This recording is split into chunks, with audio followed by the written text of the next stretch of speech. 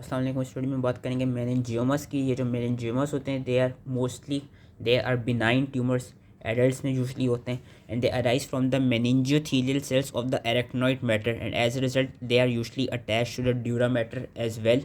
ठीक है, benign tumours होते हैं, एडल्ट्स में होते हैं, एरेक्नोइड मैटर के लेवल पे जो मेनिंजियोथेलियल सेल्स है वहाँ से बेसिकली अराइज कर रहे होते हैं, and they can be found along the external surface of the brain as well as the ventricular system of the brain। जो ventricular system होता है वहाँ पे कहाँ से अराइज कर रहे होते हैं, they are arising from the stromal arachnoid cells of the choroid plexus।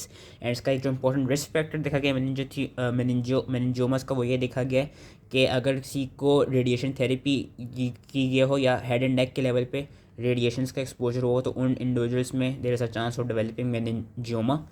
Pathogenesis ये देखी गई है कि ज़्यादातर नहीं, कभी कभी ये होता है कि it appears with the syndrome which was neurofibromatosis type 2। जिस तरह शोनोमा में भी हमने पढ़ा था, इसका बेसिकली बस ये याद रखना है कि जो अगर तो NF2 की वजह से हो रहा है मेनिंजियोमा तो उसमें जो पैथोजेनेसिस होगी वो यही होगी कि जो NF2 जीन है उसका लॉस हुआ होगा, उसकी म्यूटेशन आई हुई होगी, मर्लिन नहीं बन होगी।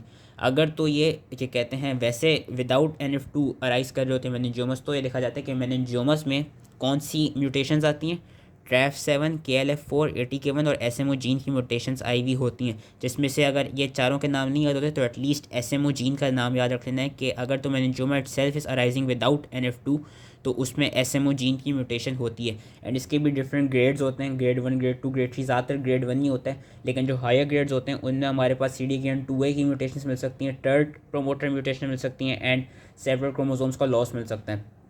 अगर हम इसकी बात करें मॉर्फोलॉजी की तो it has a rubbery, as you can see it over here, rubbery round or bosselated dural mass which compress the underlying brain, लेकिन they are easily separated from it। And इसमें ये देखा जाता है कि they can range from firm to finely gritty, gritty क्या कहते हैं consistency, sand like consistency, and that sand like consistency is seen due to numerous psammomatous calcifications. Grade 1, grade 2, grade 3 जो में कौन कौन से हिस्टोलॉजिकल वेरिएंट्स हैं उनके एटलीस्ट नाम हमें पता होने चाहिए। जो ग्रेड 1 है उसमें हमारे पास 4 हिस्टोलॉजिक वेरिएंट्स आते हैं, मेनिंजोथीलियल, फाइब्रोब्लास्टिक, ट्रांजिशनल एंड सेमोमेटस। अंदर की चीज़ याद रखने की ज़रूरत नहीं है, बस याद रखना है कि जो ट्रांजिशनल होते हैं, ट्रांजिशनल में बेसिकली फाइब्रोब्लास्टिक और मेनिंजोथीलियल कंपोनेंट्स का मिक्सचर हुआ होता है, और जो सेमोमोटस होता है वो ऐसा नेम सजेस्ट कि जो सेमोमोटस होता है उसमें हमको सामोमा बॉडीज़ की प्रिडोमिनेंस मिलती है with concentric rings of calcification deposited over the pre existing whorls. And ये वाली अपीयरेंस याद रखनी है, ये सेमोमेटस अपीयरेंस है जो कि आपको ग्रेड 1 में मिलती है। 4 हिस्टोलॉजिक वेरिएंट्स कौन से हैं, मेनिंजोथीलियल, फाइब्रोब्लास्टिक, ट्रांजिशनल और सेमोमेटस। फिर जो ग्रेड 2 होता है, grade 2 is your atypical meningioma. इसमें हमारे पास कौन से हिस्टोलॉजिक वेरिएंट्स होते हैं, क्लियर सेल होता है एंड कोर्डोइड होता है। एंड इसका ये देखा गया है कि विद रेडिएशन थेरेपी इसके साथ हमने इसकी ट्रीटमेंट के लिए हमको रेडिएशन थेरेपी के साथ सर्जरी भी रिक्वायर्ड होती है। एंड जो एनाप्लास्टिक होता है जो कि मेलिग्नेंट मेनिंजियोमा होता है जो कि ग्रेड 3 होता है, which accounts for only 1 to 3% of all meningiomas. इसमें हमारे पास जो 2 वेरिएंट्स आते हैं वो papillary and rhabdoid histologic variants आते हैं।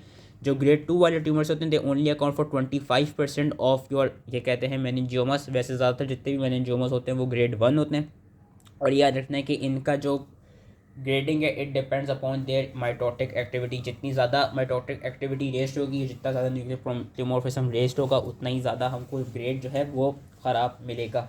जितने भी मेनिंजियोमस जो होते हैं they are slow growing tumours, और जो क्या कहते हैं पेशेंट होते हैं वो वेक नॉन लोकलाइजिंग सिम्टम्स के साथ प्रेजेंट करता है, या क्या कहते हैं डिपेंडिंग अपॉन कहाँ पे कंप्रेशन हुई है ब्रेन की, डिफरेंट सिम्टम्स के साथ ये प्रेजेंट कर सकते हैं। मेनली इसमें याद रखनी है कि फीमेल प्रिडोमिनेंस काफ़ी हाई, थोड़ी सी हाई देखी जाती है कंपेयर टू मेल। 3:2 देखी गई है फीमेल और मेल की रेशियो।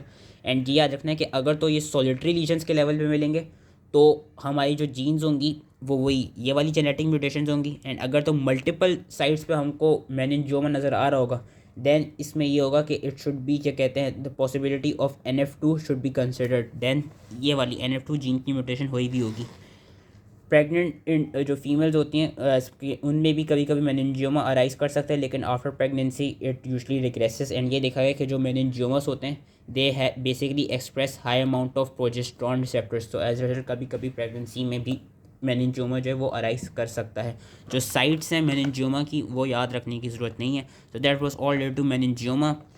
पता होना चाहिए सबसे बिनाइन ट्यूमर है, कहाँ से अराइज कर रहा है, अगर तो NF2 जीन न्यूरोफाइब्रोमेटोसिस टाइप 2 के साथ इन्वॉल्व है तो किस जीन की म्यूटेशन है। वैसे इन 4 में से SMO का नाम याद रख लेना है। जो इसके डिफरेंट ग्रेड्स हैं और जो उनके हिस्टोलॉजिक वेरिएंट्स हैं वो बस पता होने चाहिए। तो आई होप ये समझ में आ गया हो एंड थैंक यू।